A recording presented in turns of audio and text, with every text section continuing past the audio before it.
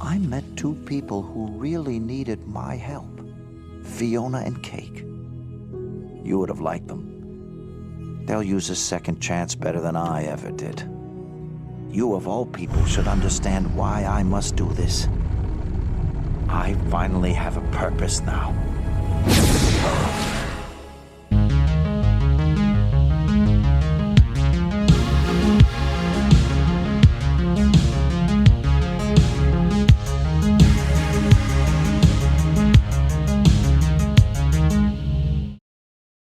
Welcome back to another episode of The Harbor. I'm your host, the Kino Cowboy. Today, Kino we're talking about Fionna and Cake, the best TV show of the year. I'm with Scott and Casher, and we're longtime OGs, bulling up on Adventure Time. I remember me and Casher watched the pilot before the show was even on Cartoon Network. We watched that 7-minute pilot. And we were like, "Oh, this shit is gonna be dope." And hey, real quick though, we do have a new segment. It's where we all just Kubrick stare for about 15 minutes. Yeah, but Adventure Time, it was very popular in the early 2010s, and a big part of pop culture and meme culture, and that kind of evolved lol so random culture by that time. Also psychedelic music festival culture. Yeah. And it was very much crazy. like, whoa, rainbows and mathematical, wow, random at first. And that's how the first season really was. And we all enjoyed it because we were in high school, and that was There's like small peaks of lore in the first season, but like little, it's back when Pendleton Ward was still the writing main it, like the main showrunner, and then his autistic ass had a panic attack, like we all would in that situation. And Adam Muto really took it and made it his own, and he's been like the executive producer for years and years and years and years. But I like when shows kind of start off just letting you enjoy and explore the world, and then here they are dropping a few lore bombs here and there, and then suddenly by season 4 you're like crying over the Ice King and shit. You know what I mean? Like, and then you've got like jokes that started in season 1 that are still relevant to the end of the series, which is fun, like Cinnamon Roll being, decently intelligent to being full on mentally handicapped after a fall. Which is so good. But it's like, it's one of the most high concept TV shows of all time, and it aired on Cartoon Network and was aimed at children. And I think that is beautiful and fascinating. And throughout the run, they had joke episodes of where Ice King had his own fan fiction of Finn and Jake called Fionna and Cake. And those episodes were pretty well received because Tumblr and internet culture at the time, it was fan fiction for everything. AUs, their own gender bent versions of characters. This was playing into that, but also respecting that, because it is the idea of it does respect the idea, and this whole spinoff respects the idea of fan versions of things and different alternative universes and ideas and fan fiction and stuff like that. And like, what, after that first episode, they were like immediately like greenlit to have a Fionna and Cake like series. It's been in production hell for years. They didn't really know what to do with it back then. I'm glad they waited till now, because now we've gotten to a place in streaming culture where people have decided it's okay to continue older franchises and age them up with the viewers. We've got this with like Samurai Jack 4 or 5 years ago, and then even iCarly, which was iCarly, a children's Nickelodeon sitcom, and now it was for young adults. And now we also have Tiny Toons University. Oh yeah, is that aged up? Yeah, they are now in college. That's strange, but it's fucking crazy. I mean, that is weird. But I will say one thing on the aging up before we divert from that topic is, They do it very well. At no point does it come across as being edgy. All it is with some of the monsters, there's a little bit of blood. And when I say little, I mean drops, just to kind of add flavor to the animation. And sometimes the characters might say "what the hell" instead of "what the heck." or Exactly. "what the man." Balls. I was really worried about that they would try and Yeah, just- it's not a, oh my god, you killed Kenny, you son of a, it's Yeah. they're not it's going still full. it's the language is used sparingly, and the violence, it does get actually pretty violent when it's Finn fighting that monster, but other than that, it's used sparingly. But it does allow for a little crazier imagery at points, and like the Pawn Swan, who's that's my favorite joke in the whole that series. is hilarious. Instead Pawn of Swan's yeah. just like that, and then fucking flies away. Yeah. Uh, But I like that Fiona is 30, because obviously we're that age, and I'm 30. it's refreshing to see a 30-year-old portrayed as a normal, like, still young, hasn't figured shit out kind of character. Struggling one, yeah. A loser like us. A loser like me, living in a 1-bedroom apartment like me, except I don't even have a cat anymore. I have a roommate. Well, I do too. You're engaged. Doesn't count. You're less of a loser than Scott, and then less of a loser. Yeah, us than me. two single incel boys. Look, I got lucky, okay? Leave me alone. One time in my life. No, but going into this, I was so worried that it was just going to be, oh, we want to do the multiverse thing that's really popular now and just do that and make it silly. And that's all the point is. And because going in, I remember Scott asking me, he's like, well, wait a minute, Fionna and Cake are fan fiction, right? And I'm like, yes, they are. And that hasn't changed. And that you were kind of intrigued. You're like, wait a minute, okay. Yeah, the fact that Simon's got the world. It's cool that they decided one of the universes was not necessarily a universe, but like a pocket dimension in the back of fucking Simon's head. Yeah. Right. And it is the thing where Adventure Time was ahead of the curve, way ahead of the curve on this multiverse stuff. Because around season 4 and 5, they really started delving into it. And Yeah, we got our first like real look with Finn the human and Right. Jake the dog episodes, and then we get Prismo and everything real deep with like Golb and but yeah, Farm World Jake and Finn and all that. Yeah. It doesn't feel like it went crazy with it. And now that the zeitgeist is caught up where they don't have to explain the concept as much, which they do well because it's animation, they can just, draw a little network of nodes and be like, oh, here's the universe. They didn't get Kumail Nanjiani back to voice Prismo. I heard that's why? because of his manager. Yes. Like his manager just didn't fucking answer the Yes, call it to was arms. his people decided it wasn't good enough to bother him with, and so Bullshit. they moved on and recasted him. And then he found out through Twitter, and then was like, damn, I would have came back if I would have known. And now he's pissed off at his people. Yeah, and I'd fire them. that's degrading to me. To me, that's like a slight against animation as an art form. Well, it's that like I now think- Kumail's a Marvel star and all this, but Kumail's a nerd. Kumail appreciates cool projects more than anything. Exactly. Yeah, Like, exactly. He's the guy from fucking Silicon Valley, damn it. Like, Now, it's Yeah. a shame that His he comedy gets to album come is back. called Beta Male, and it has jokes about the David Cage game Heavy Rain. yeah, dude, it's like he's for the culture, honestly. It's Yeah, like, no, he'd be into it. That was surprising me. I was wondering if it was like he got too expensive or if it was a schedule conflict. I will say the one big change that I really enjoyed, besides having Justin Roiland gone as Lemon Grab and the new drag queen as they replaced MPH, which I was like, damn, like Prince Bubblegum's not going to be in there. With MPH was iconic as that, but Andrew Reynolds actually I think fits better for this Bubblegum. I think he worked great in it. Yeah, I think and I honestly honestly he has a lot more to do. Yeah. Yeah. As far as I remember from all that, and here's the thing: there's so many episodes of Adventure Time. I can't. remember. Yeah. There's only 2 big Fionna and Cake episodes. Yeah, but there's really not a ton of Fiona and Cake episodes, and I don't remember Prince Bubblegum having a huge role in either one of them. The first one he did, he was like the main person that the Ice Queen stole. Yeah, but even then, that's just sort of But the whole episode is about that, essentially. And then the second episode, it was less because they brought in Marshall Lee, who reprised his role.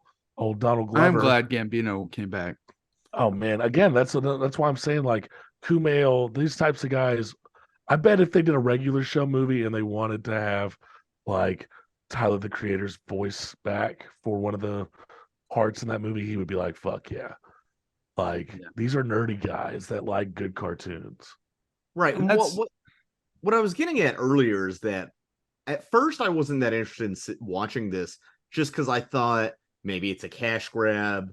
Or maybe it's just a bunch of random adventures, which I would have been fine with, I guess, if they had just done like, and here's Adventure Time, but with Fiona and Cake. See, that's what I thought they were aiming and that's what I thought they were going to do. And then you two both were riding my butt to be like, no, dude, actual importance to the story and lore. Which I got immediately from the first episode. Yeah, it like immediately picks up. You don't even go really much to the Land of Ooo in the first episode, but it immediately picks up after Simon and Beth, and like a few years after that. I don't know what the time frame is like exactly, but it is post Jake passing away, and we know when Jake passes away through one of the movies. And I cannot remember when that is. No, we don't. We don't know when he passes away. We don't have like a year, but like we know it's between this. It's like. Well, I'm saying like we haven't seen it on screen yet of him. I don't want to see that. But yeah, that's the thing that got me hyped for this is during COVID they did release those 4 mini movies on HBO, and one of them deals with Finn and Jake's like final, like them encountering death and shit. Yeah, and we do see Finn. We see Finn in that episode, and Jake, he has a Jake tattoo on his chest, so he's dead by then. And also he shows up at the end of the Princess Bubblegum X Marceline episode, and he's got the same tattoo.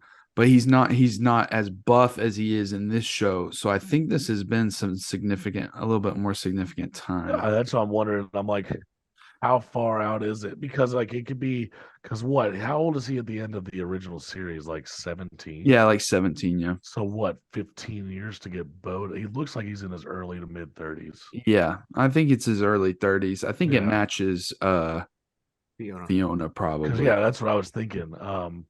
And so I don't know. It picks up pretty quickly after everything that's happened.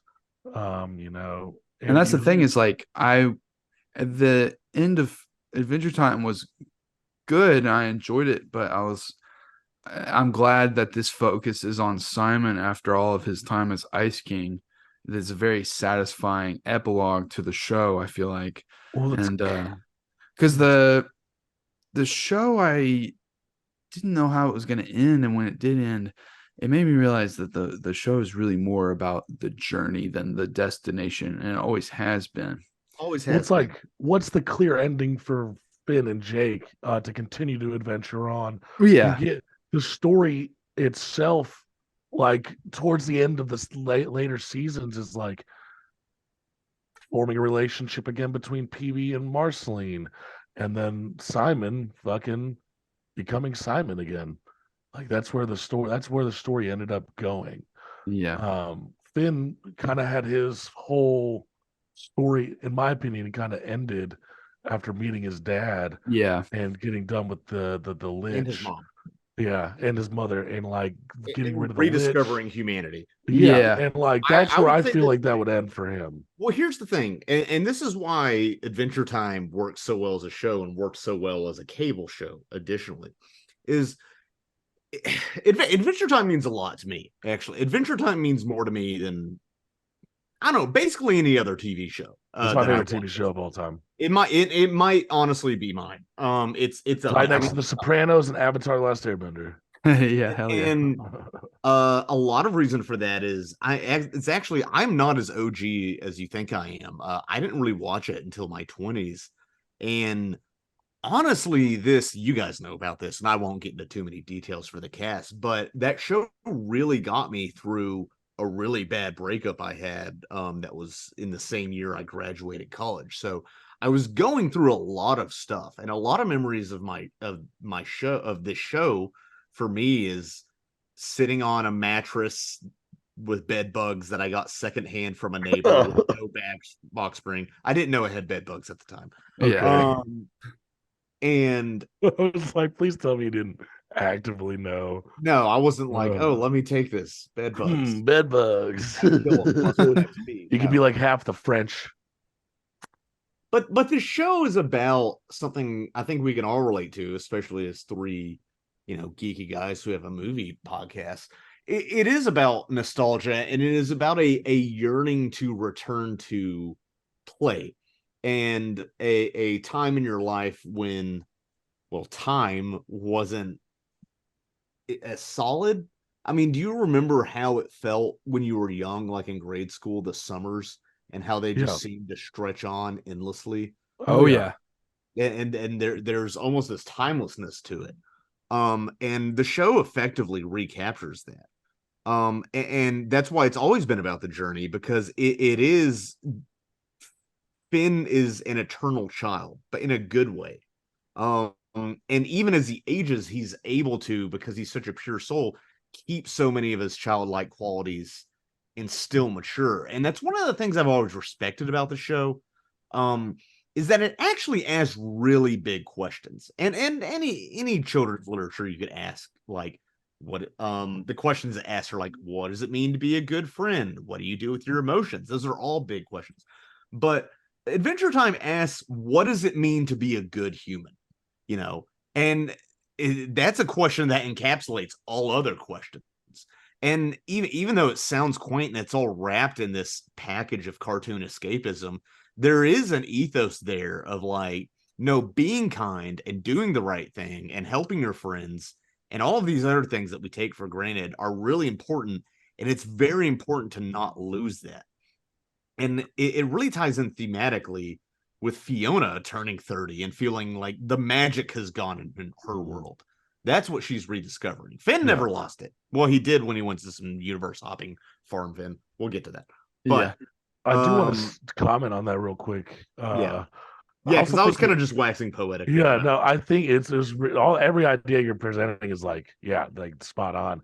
But I think it also presents to you that not everything about a person is black and white. Almost every single character besides the Lich has some complicated part of their history that has made them who they are, whether that be Ice King getting the crown to protect Marceline, or the Magic Man being banished from the moon because of what he wanted to do to save his wife. Every single character, or even Bubblegum, who disgustingly turns her family into candy so she can rule. There's so much. It teaches you that every single experience is the experience. Everybody, it's everything that we're experiencing now is together, but at the same time, you don't know the same puzzle pieces that piece everything together. Everything's cut differently. Despite being so D&D inspired, it rejects the traditional alignment chart of neutral, chaotic, good. Dude, yeah, because you get with characters from the beginning, you're like, oh yeah, Ice King's the asshole, Bubblegum's benevolent, and then throughout the series, Ice King's like this for such a wonderful reason, like a beautiful, pure reason, and Bubblegum is how she is because of deep-rooted fucking insecurity and just lack of faith in the human world. It's interesting the layers you get on that, and that's reflected in Fionna and Cake quite a bit, because you get to see the characters as they are in this world. You get to see the gender swap and things like that. But I think the biggest ones that you see are Hudson Abadir's gender swap being Marshall Lee's dad, being the woman, and and how instead of wanting to own souls and be benevolent, she just wants him to be successful. And like, I don't know, I really about like bouncing off what you were saying about how like there is good in the world as a child and being naive to things, but then as you grow older, you start to realize what the realities are, which is what happens to Finn. And also He's Fiona. She wants yeah, wants exactly.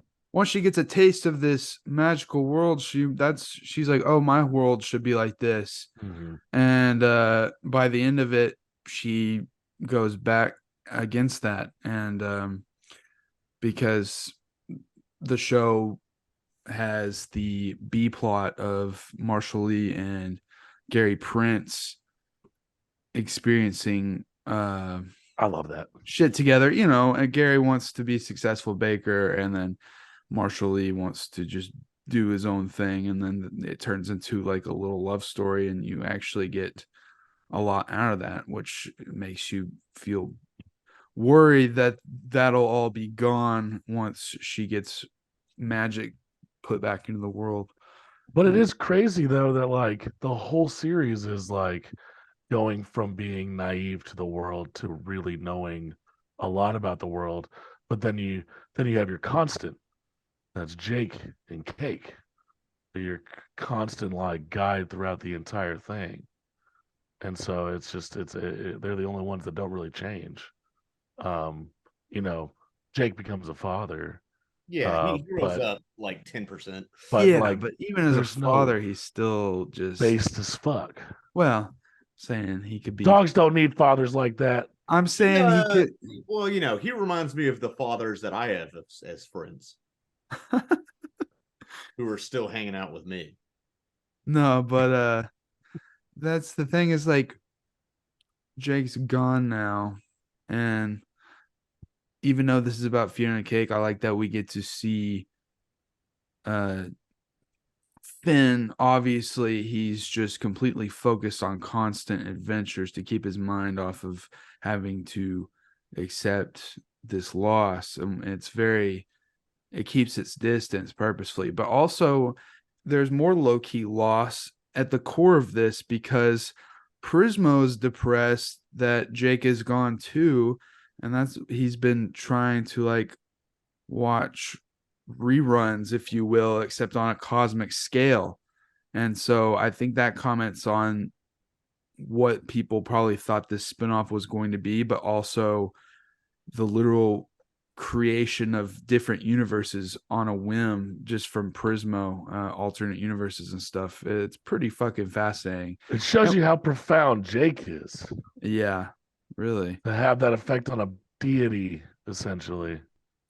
And it's like, while we're here, this Fiona Cake thing, we get to expand on Prismo and his boss, and we get to see the inner workings of his like cube and how like time and reality work and shit. It's insane. I will say, shout out to the Scarab's voice actress, a trans woman. Oh yeah. Like she fucking crushed that role. Yeah. And then also shout out to Bluey's dad being the orb god. Oh yeah. Oh yeah. I'm a grown man. I don't watch Bluey. Sorry, I have nieces and nephews. No, I'm just kidding, dude. But it is interesting to see Simon post Ice King and him kind of, you would think after all this time he'd be glad to be completely out of this madness, but he kind of wants to go back to it a little bit because it's like a crutch. It's a familiarity. At this point, he's lived years and years longer in this maddening state than he has as himself. So, of course, even years after the finale of Adventure Time, he's still not used to himself. Well, he's back to the hey, my life has no purpose without, Gold Betty. Yeah. Right. And the entire series, more than anything, is a warning against codependency. Yeah. But then this like paints that I watched after my breakup. This had a very similar ending feeling for Simon as the ending of Evangelion for Shinji for me. Yeah. Adrian made that joke too. I texted him, I was like, oh man, that was a real satisfying ending. And Adrian went like, Yeah, Simon's end of Evangelion. Yeah, dude, it's Simon Akari. It's just like watching him have that final conversation with her and then decide, don't put your dreams on hold for mine. That's such a that's hit me a little bit harder today. That's such a like really beautiful sentiment. Like because he never thought about that before. I don't know. It's just a Yeah, and there's a, nuance in the whole Yeah. situation between him and Betty. Like there's not shaming him for like getting her to come off the bus. It's kind of just like, this is just how life happens. And it would have been better for her to get on the bus and do her own thing for a while. But I'm glad that it points out like there's just different moving parts. Not doesn't mean it's completely toxic, Yeah. but I'm glad that even now later he understands this, even if things could have gone differently in his past. And also I like that Golb and Betty have become one and the same, and she is fine as this current state, and it's not about him trying to get her back or save her from this or anything like that. She is completely fine with where she is, and I think that's important to the story as well. All we needed was like him sending her back on the bus, and then everybody around him, congratulations. Oh yeah, you figured it out.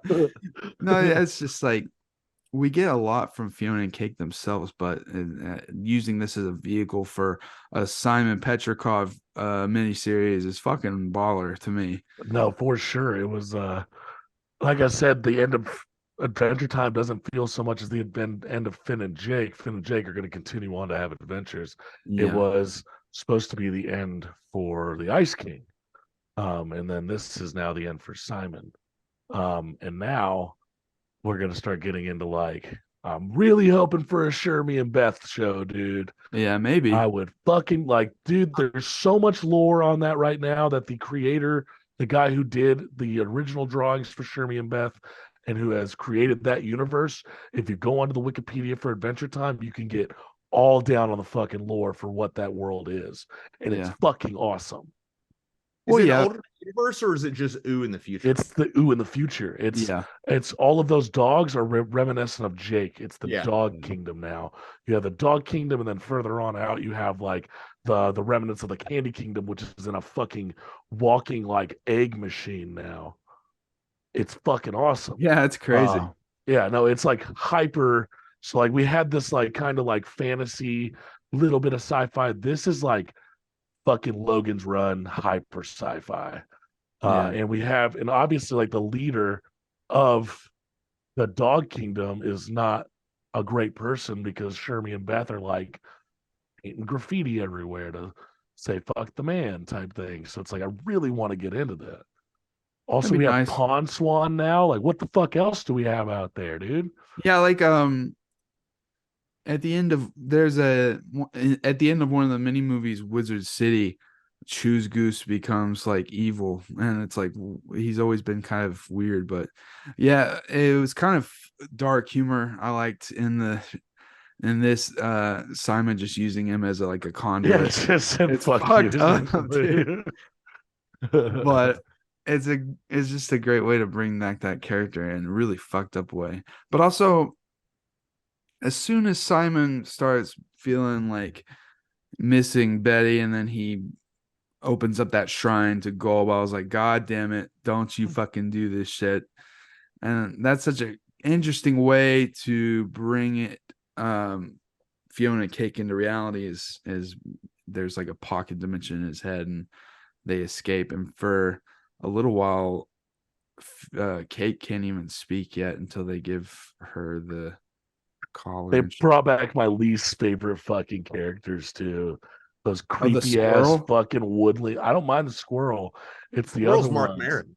Yeah, he's great in that. He's like, oh yeah, I live in the tree upstairs. But it's the fucking other woodland creatures that are just creepy, dude. Yeah, they come out and they're like, we might as well stab you too. Like, oh fuck this. That episode creeps me out probably more than any other episode of Adventure Time. Because when he gets small and he's like flies on the frisbee to the top of the tree. and they won't let him leave. I fucking hated No, the that. clowns episode of Adventure Time. That's the one I can't stand. But what's fascinating is we do eventually get to the like universe hopping kind of part, but it works so well that to me it's like the best example, one of the best example of this multiverse concept not being done annoying like a lot of other shit that's been coming out. But important, we get to see Farm World Finn, the original Finn. We also see Jake when he's just Well, fucking yeah, but it's like lazy ass puppy. we get to see like progression on that, and then I like seeing the reality where Marceline didn't have Simon, Where and she's just like still under Hudson's, except it's like a weird, yeah, like classic version of what he was supposed to look like. I like that, and I also love that they go to the baby land yeah, because they brought the buff baby back. yeah. It's dumb, but I love that. Um, I do. Well, I think the coolest world was seeing like the world where the Ice King. They were convinced the Ice King had the crown on because he was like fucking being super cool and like kind of sexy, and it ends up like Princess Bubblegum's got the crown on Yeah, and like the going Winter King. nuts. That's one of the Yeah, best. Like that's the super musical cool. sequence of that is so fucking Great. cool. And yeah, but I like that character, and I like his voice a lot, and he's like a YouTuber, I think. So good for him. But I was worried the whole time because Simon's like, well, I need to change myself into Ice King to save you guys, basically. And it's like, Hmm. you know, being toxic to yourself, basically. And It's not realizing that you also have something to fight for, dingus. Like yeah, being self-sacrificial is cool sometimes, but like, goddamn, dude, you also have things that you want to live for. yeah, And that's it's like important. you're picking the simplest way to fix this. You're not putting any thought to it. Yeah.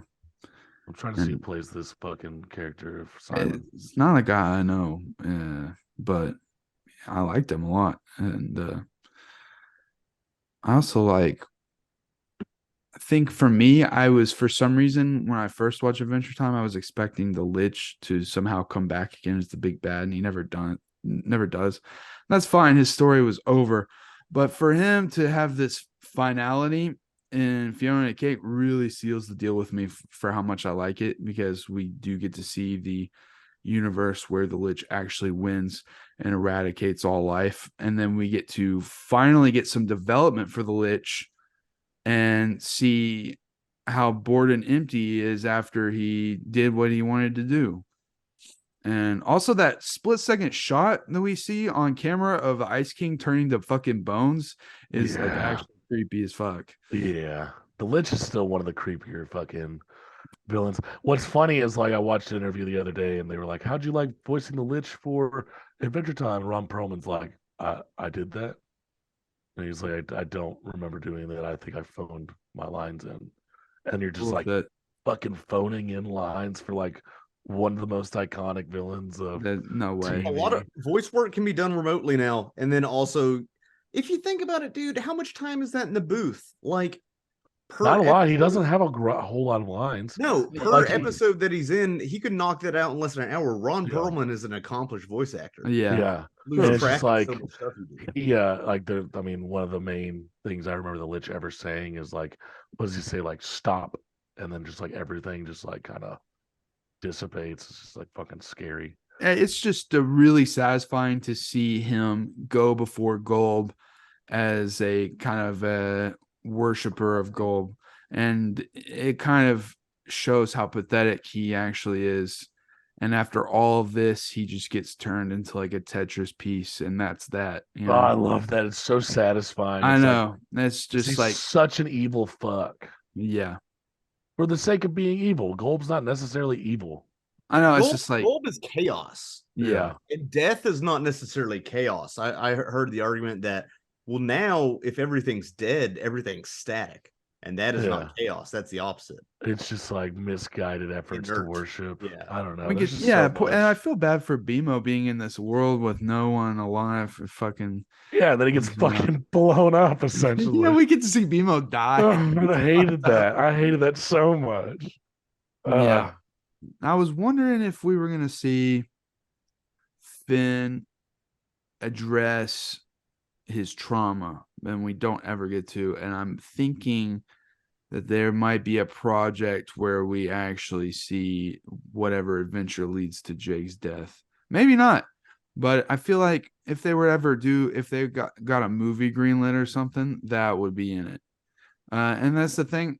Unfortunately for us, there was going to be a theatrical Adventure Time movie in 2017, and it was going to be bad fucking ass.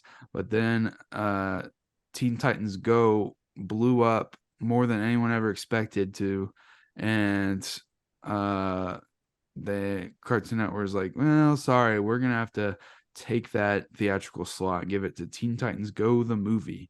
And so the Adventure Time movie was scrapped, and I still don't know what it was, but it's a shame. I feel like with how popular this was, there's gonna be, we've got hope for more. I know, it's like, imagine seeing it in theaters though. If it could have happened a little bit earlier, if they could have done it in like 2014, imagine how hard that would have hit. Oh yeah. But coulda, woulda, shoulda. I try not to think about canceled projects like that, because then I just get sad of all this cool stuff I miss. I don't know. Sometimes I think, well, at least I live in a universe where the Lord of the Rings trilogy ended up great. That's freakish. I don't know. I feel like there's definitely a possibility for season 2 of this. Are they planning on doing that? Has that been announced? I don't know if there's a point. There's not. Yeah, I don't think they could do another with. I think if anything, they would do like what Casher Sherman. wants. Well, that's what I was saying. Okay. Because I feel like Adventure Time, the world is so deep and so wide. It's whatever you want it to be. It's a celebration of imagination. Yeah, exactly. You can keep doing stuff in it indefinitely, pretty much. Dude. It's just, what do you do with Fionna and Cake? I mean, you could do things with them, but as the main characters. No, their story's pretty much done. Yeah, no. That's why I'm all for this fucking Shermie and Cake adventure, or Shermie and Beth adventure. I'm down for whatever, because if you didn't watch it, the fourth and final mini movie is called Wizard City, and we follow the reincarnation of what's his fucking name? Daniel? No. It's Bubblegum's like main man. Oh, Peppermint Butler. Peppermint Butler. It's like a reincarnation of him, but he's a different personality. He's haunted by the actual spirit of Peppermint Butler, and he's wanting to go to this wizard school, and it's nice to see a wizard school concept that isn't Harry Potter, and it just works really well. And I would honestly like to see more of that, but they did a lot with it. But it's just so many different concepts can exist in Ooo. It's so interesting. But really, I don't know. But will Zaslav shell out for the animation? Dude, if I ever become a fucking billionaire, I'm paying for whatever Adventure Time needs to be paid. Well, it's just shocking to me that a show can have this continuation like this and have everything firing on all cylinders. It's just not unusual. And a lot of other shows will try and fail. See Frasier. Yeah. Yeah. The difference between this and Frasier, the Frasier reboot. So as long as it's still quality like it is in this show, I'm down for whatever. But that's the thing. It's like, as long as Kelsey Grammer doesn't show up, we'll be okay. Well, yeah. And I love the imagery of Simon standing before Golb in that dimension and shit. And that being like the climax of the show instead of some crazy adventure scene where normally it'd be Finn and Jake defeating some sort of monster and stuff, and Princess Bubblegum helping them and stuff. Instead, it's this very thought-provoking, healing sort of story. Healing yourself. It's so important to really stand back and look at the inner workings of yourself and address things that you may have been not wanting to address for a long time. Of course, I can relate to that. But right. And inside my mind is a bunch of gender swapped fan fiction. So I look into that.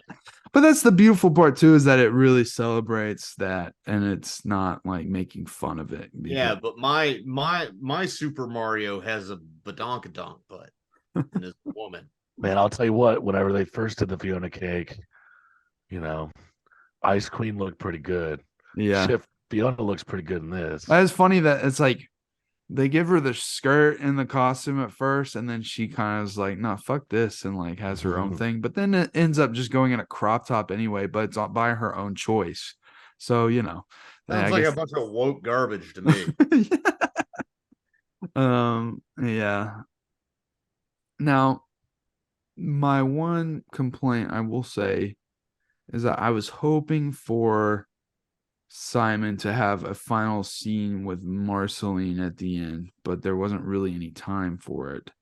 And I guess I understand that he recognizes that she's busy with her girlfriend doing her own thing, but there's so much of like him and her's relationship at the center of this that I don't know. I feel like there could have been one last thing. I think there was less about Marceline in this than there was the original show. The original show, like, they really addressed it. That's like the whole second half of that show's plot is trying to get. Well, I know, but I'm saying like he tries to after becoming lucid. We don't see him and yeah, because she's like trying to get tattooed at the beginning, and it could have just been like a scene with him and her like getting lunch or something simple. Just I don't know, it would be nice, and I wish we could have gotten a little more Finn, but it's not his show anymore. That's fine too. I just I don't know. As someone who's experienced extreme loss, I would like to see him address that and confront that trauma, which is really hard to do. So I don't know. I think there's room for that. I think they might want to go in on that at some point. I don't know. They got in the cards. They got a billion ideas, That's the thing. How do they have fucking 200 episodes that are all completely different with so many insane, awesome ideas? It's unfair. Yeah, the canvas is never ending, so I'm not worried about any of this. Also, if I never get another Adventure Time thing in my life, it's like, what am I going to complain that there wasn't enough quality Adventure Time? No, yeah, it does. Like, this is a great. At this point, they're just running laps around other animation series. Like, yeah. They're getting tired of running the basics. Yeah, and now we're getting like some pretty Kino fucking Max cartoons coming out soon. There's one based on an old short. I'm trying to find it. Song of the South too. No. Give me. You got Primal. That's on Max, right? Primal's the shit. So is Unicorn Eternal Unicorn Team or whatever. Yeah. Both great. I've watched everything. I've watched everything that motherfucker's done. Hotel Transylvania? Yeah. Yeah. Yeah, it's fine. It's fine. I'm trying to find. I don't know shit about kids' movies anymore. Like Hotel Transylvania and Minions and shit. It's like I'm so far away from that shit now. This is the Mario movie. Yeah. I mean, a lot of it's like my younger cousins are old enough. They're watching Marvel stuff now. He's like one of them's the 12-year-old is the only one I have talked to who went to see Quantumania. Oh yeah. Other than you. You and my 12-year-old cousin. Yeah, that's when I really stood back and I'm like, what am I fucking doing, dude? Yeah, exactly. Complacency. And then my niece weirdly doesn't like movies that much. I don't know. I took her to the Mario movie and she liked it. Oh, it's called Scavenger's Reign. Yeah, dude, that looks That fucking looks awesome. Have you seen the short film it's based off of? No. I will send it to you. It's fucking Yeah, awesome. dude, that show looks sick. It's That like looks they right up my every alley. single thing that they in the universe that they're in is used as a tool. So you're watching them like fucking stab these like beasts and then turning them into like vehicles because they've also evolved at the same time. It is so trippy and so fucking cool. Yeah, I'm very hype. I think Zaslav might be giving us a few more good. No, Uh, he that's what the funny thing is when that trailer dropped for that show, the first comment under everything was like, "Oh, are they going to cancel it after the first season?" Yeah. It's like that's where we're at with this. That's where we're at. And one that's also been a criticism of Netflix with its animated. yeah, for every show in Netflix, dog. It's Every not just show. Yeah. It's fucking ridiculous. I don't have fucking seasons to some of my favorite shows. Yeah. Archive 81 ended on a goddamn cliffhanger. That show fucking ripped. And that's always been a problem with serialized storytelling in TV. And that's one reason I don't watch a lot of shows until they're over. Dude, no, so many shows are just like overdone. And it's like we're now in a generation of like it doesn't make immediate. It's one of the two, and that's what the business model dictates. But it's like Either also the show isn't turning a profit, so we cut it short, or it's turning so much profit we just keep it going on and on and on until Jerry Seinfeld says enough. But then we're also like Enough! Sorry. we're at this point where it's like back in the day, dude, if a show was good, it was gonna get another season most likely. Yeah, Like, that's it the was that's good. the weird part is like we're getting good ass shows and they're not getting another Getting season. second Well, seasons. and the thing is though, it's the only thing that matters in their mind is viewership. Nowadays, and yeah. the amount of needs to nowadays die. and the amount of time spent on the platform. Back when we had Nielsen ratings, that was all an imperfect science, very imperfect. But it's bizarre that they won't even like. There's so many shows that don't take off in the first season. That's such a weird, stupid business model. Like, oh, if it doesn't take off in the first season, can it? Like, what are you talking, dude? Breaking Bad didn't explode until season fucking 4. Yeah, they've canceled fucking they canceled Sense8, which a lot of people were mad about. They canceled the OA, Archive 81, Santa Clarita Diet. They canceled fucking Inside Job. They've before 1899 was finished, within 2 months, they've already canceled it. Yeah. Glow had a season 4 ready to be played on Netflix, and the final season supposed to wrap everything up. Nah, we're fuck that. The Get Down, that award-winning show. dude, The Get Down is an award-winning show by Boz Lerman. Only got a 1 season. Wow. I Am Not Okay with This, which ends with fucking. You guys shouldn't watch it because it doesn't get a second season. But they like it, their whole thing leads up to this woman who discovers she has powers and she blows someone up at the very last second of the last episode. We don't get any more of that.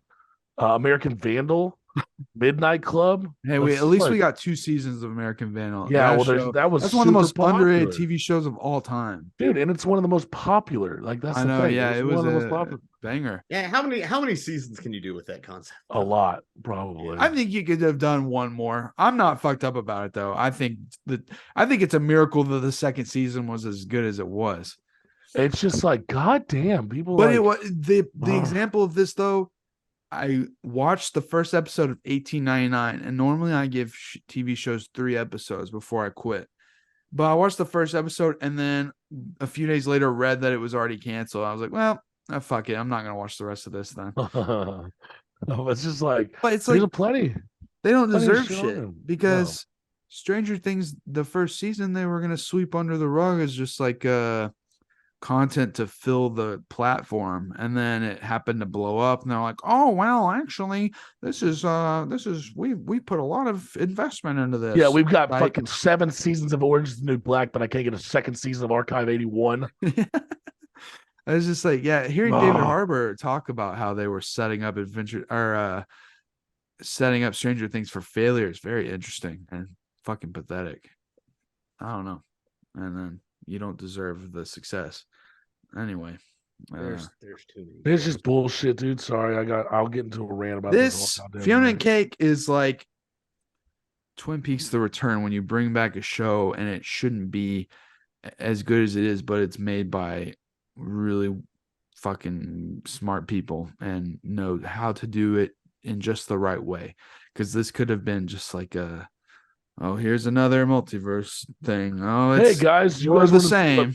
you guys want to see what BMO would look like if he were in an Arctic wilderness? Blah blah blah. Hey, let's show you BMO on another planet. Oh, hey, here's BMO underwater. Here's BMO made out of a box of cereal.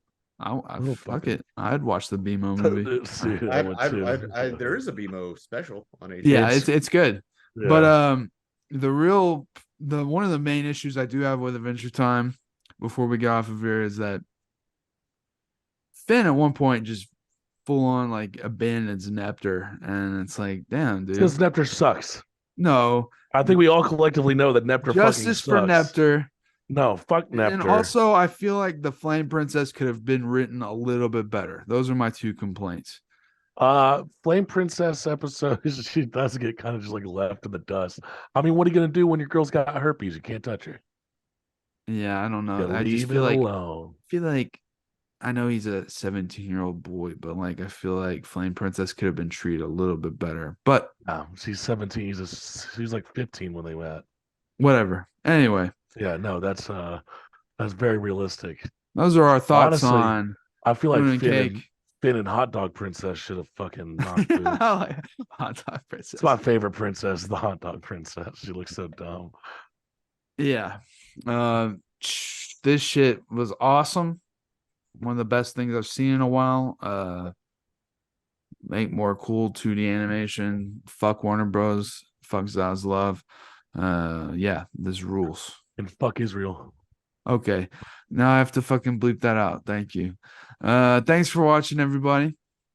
We'll be back. This is kind of a one-off thing. We'll be back next. Well, no, actually, it won't be a one-off thing. Tune in next week for our Over the Garden Wall episode. Back-to-back animation boolage. Thanks for listening, everybody.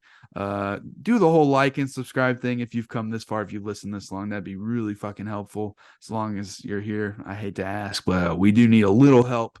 If you think this is cool, post it in the subreddit. I don't like know. our stuff. Yeah, we're doing some cool shit around here. So tune in if you want. If not, I don't care either way. Yeah. If you Thanks. don't, I'll kill myself. I do. Okay. No, you please.